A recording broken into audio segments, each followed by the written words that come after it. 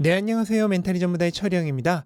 네, 지난주 고용보고서 발표 당일 휴장이었던 관계로 3일 만에 재개장한 미국 증시는 첫날부터 격전의 하루였습니다. 일단 최종 결과만 보자면 거의 아무 일도 없었던 듯 보합세로 끝이 났는데 오늘은 무슨 일이 있었을까요? 오늘 3대 지수의 마감 시점 가격은 거의 혼조세였습니다. 하지만 그 과정을 들여다보면 전혀 그렇지 않았는데요. 장 초반 나스닥의 경우 무려 1.3% 넘게 떨어지면서 시작하는 강한 약세였습니다. 하지만 장 후반으로 가면서 이것을 거의 다 말아 올리는 형태로 끝이 난 것입니다. 장 초반에 이렇게 큰 혼란이 발생했던 이유는 지난주 고용보고서가 발표된 날이 공교롭게도 휴장일이면서 휴일을 낀 주말 동안 투자자들이 각자 해석한 고용보고서에 대한 결론이 대격돌을 벌였기 때문이죠. 그리고 장이 열릴 때만 하더라도 부정적인 의견이 우세를 점하는 듯 보였습니다.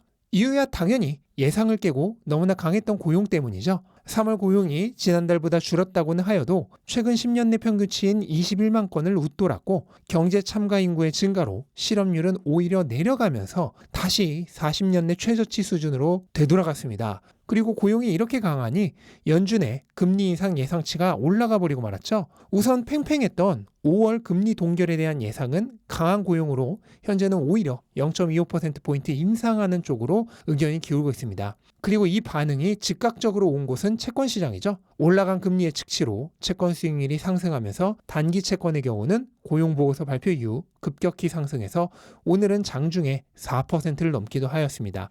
채권 수익률이 상승하면 주식시장에는 악재라는 점은 이미 여러 차례 설명을 드렸죠. 이런 흐름들이 오늘 장 초반 시장을 안 좋게 만들었던 건데요. 하지만 제가 생각하기에는 이번 3월 고용 보고서 결과는 결코 나쁘지 않은 결과라고 느껴집니다. 거기에는 이유가 두 가지가 있는데요. 첫째로 이번 3월 고용 보고서는 같은 달 발생했던 은행 사태의 여파가 아직 제대로 반영되어 있지 않기 때문에 데이터의 효용 가치가 많이 떨어집니다. 다들 아시다시피 3월에 약한 은행 여러 곳이 파산하였고 이런 은행 리스크는 아직도 끝나지가 않았죠. 은행들은 추가적으로 일어날 수 있는 뱅크런에 대비하여 현금을 챙겨두고 대출을 줄이려고 할 것이기 때문에 향후 신용이 축소될 것이 너무나 뻔한 상황입니다. 그리고 이런 신용 경색은 기업들을 힘들게 만들면서 앞으로 더 많은 해고가 이뤄질 수 있습니다.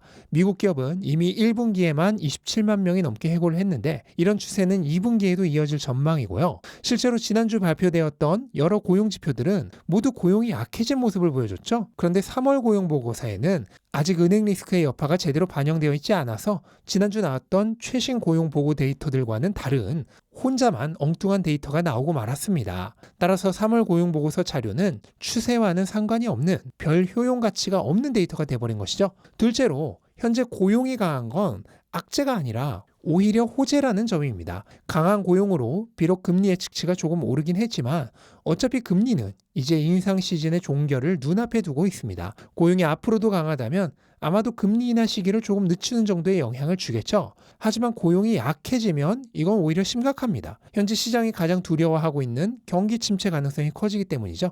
과거에도 경기 침체기에는 늘 실업률의 급등이 선행되었습니다. 따라서 금리 인상기 종료가 거의 임박한 현재 시점에서는 고용은 강한 게 오히려 호재이고 약해지면 그거야말로 진짜 문제가 됩니다. 바로 이러한 이유들을 시장에서도 어느 정도 공감했을 테고 결국 시간이 지날수록 가격이 만회할 수 있는 이유가 되었다고 생각합니다. 추가적으로 저는 이번 주 시장 움직임은 결국 수요일 발표될 CPI가 방향의 열쇠를 쥐고 있다고 생각합니다. 그렇다면 오늘이나 내일의 가격 변동은 거의 의미가 없는 것이죠. 이번 주는 특히 수요일이 중요한 이유가 수요일에는 CPI 발표 말고도 지난 FOMC 회의록의 발표도 예정되어 있습니다. 여기서 연준 의원들의 향후 금리 정책에 대한 생각을 엿볼 수가 있죠. 하지만 역시나 가장 중요한 건 3월 CPI 수치고요. 호재와 악재가 공존하는 고용과는 달리 물가는 그냥 무조건 낮게 나올수록 좋습니다. 그래야 금리가 동결될 확률도 올라가고 금리 인하 시기도 앞당겨지며 결과적으로 경기 침체 가능성까지 줄어들게 됩니다. 소비자 물가에 대해서는 발표 전까지 아직 시간이 남았기 때문에 내일 더 자세히 다루도록 하겠습니다. 그리고 개별 주식을 조금 보시면 경기 둔화와 엔데믹이 맞물리면서 PC와 태블릿 수요가 급감했다는 소식에 애플과 마이크로소프트 등 주요 빅테크 기업들의 주가가 상대적으로 크게 하락했습니다. 컴퓨터는 스마트폰보다 상대적으로 경기의 영향을 더 많이 받습니다. 컴퓨터 역시 완전 신규 수요보다는 거의 대부분이 기존 제품 대신 신제품을 구매하는 대체 수요인데요. 소비자들의 호주머니가 얇을수록 구매를 더 미루기 좋은 품목이기 때문이죠. 또한 전 세계가 엔데믹 시대로 접어들면서 재택근무나 화상회의 등의 필요가 줄어들고 있고, 이건 역시 PC 수요를 떨어뜨리는 주요 원인이 되고 있습니다. 이에 따라 애플의 경우 지난 분기에 이어 이번 분기에도 실적 타격이 있을 것으로 예상되는 등 주요 컴퓨팅 기업들의 주가 하락에 영향을 주고 있습니다. 그리고 이런 수요 감소로 인해 반도체에 대한 수요도 마찬가지로 줄고 있는데요. TSMC의 경우는 4년 만에 처음으로 월 매출이 감소하기도 했습니다. 그런데 정작 시장에서는 반도체주들은 전반적으로 상승세였습니다. 이유는 삼성전자의 감산 영향으로 향후 칩 가격이 상승할 것이라는 기대감 때문이죠. 그러니까 현재가 반도체 업황 사이클에서 바닥을 지나고 있는 것으로 여기고 있다는 얘기입니다. 시장은 언제나 앞서 나간다고 말씀드렸죠. 실제 경기가 바닥을 찍었을 때 시장은 오히려 상승하고 있는 경우가 많습니다. 삼성전자의 주가 흐름을 보면 이미 가격이 바닥을 찍고 상승하는 형국이죠. 그런데 사실 미국 증시도 마찬가지입니다. 약한 은행들이 파산하는 등 지금이 경기에 거의 바닥에 해당하는 지점이고, 주가는 이미 상승 추세로 방향을 틀었습니다. 경제가 바닥을 지나갈 때 증시는 이미 바닥을 통과하여 상승장의 입구에 들어선 것이죠. 다만 아직 본격적인 추세를 탄 것은 아니기 때문에 변동성이 심할 수밖에 없습니다. 하지만 이런 시기에 노이즈들에 휩쓸려 섣부른 판단을 내려버린다면 엄청난 투자의 기회를 놓쳐버리게 되는 것입니다. 우리는 그런 실수를 해서는 안 되겠죠. 네, 그리고 테슬라의 경우는 지난주 목요일 있었던 가격 인하에 대한 여파가 금요일이 휴장이었기 때문에 오늘 나타나면서 장 초반 4% 넘게 하락하는 심한 부진을 보였지만 장 후반에는 거의 만회하는 파워풀한 모습을 선보였습니다. 테슬라는 지난주 목요일 모델 S와 X를 각각 $5,000씩 큰 폭 인하했고, 모델 3는 $1,000, 모델 Y는 $2,000 낮추는 가격 인하를 단행했습니다. 이유는 아무래도 북미에서의 수요가 줄어가는 것에 대한 반응으로 보이는데요. 연초 최대의 20% 가격 인하와 함께 급증했던 북미 수요는 대기 수요의 흡수가 끝이 나면서 다시 약해지고 있고, 이로 인해 수주 잔고가 다시 감소하는 추세로 바뀌었습니다. 또한 4월 18일부터 모델 3 후륜구동의 세금 혜택이 $7,500에서 $3,750로 줄어들게 되면서 추가적인 수요 감소까지 예상되고 있습니다. 그리고 테슬라는 이러한 수요 감소를 만회하기 위해 추가적으로 가격을 낮춘 것이죠. 그런데 수요를 보며 가격을 조절하는 것은 사실 전혀 나쁜 게 아닙니다. 진짜 문제는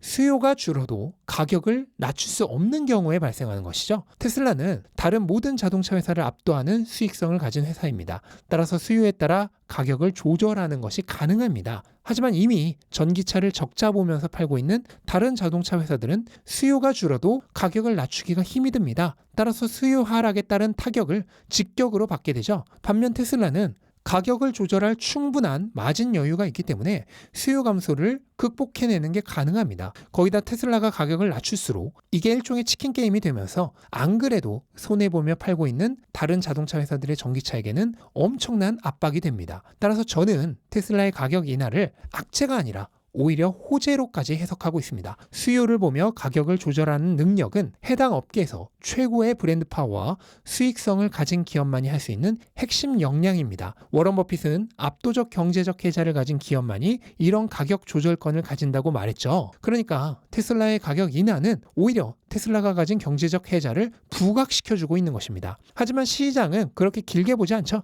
단기적으로는 수요 감소와 수익성 하락에 대한 우려가 더 크죠. 그리고 트레이더들은 이런 우려의 주식을 팝니다. 그게 오늘 장 초반 테슬라 가격이 크게 하락했던 이유입니다. 하지만 장기 투자자들에게는 이런 변동성이 오히려 기회죠. 장기적 기업 가치가 더 부각되는 소식에 단기 가격은 오히려 하락했으니까요. 그래서 이런 찬스를 놓치지 않고 싼 가격에 매수하는 찬스로 삼으면 가격은 다시 기업 가치에 따라 오르게 되어 있습니다. 하지만 가격만 보면서 투자하는 사람들은 이런 찬스에서 공포에 질려서 오히려 주식을 헐값에 팔아버리는 심각한 오류를 저지릅니다. 사야 할 때 오히려 염가에 팔아버리니 도저히 투자로 돈을 벌 수가 없는 것이죠.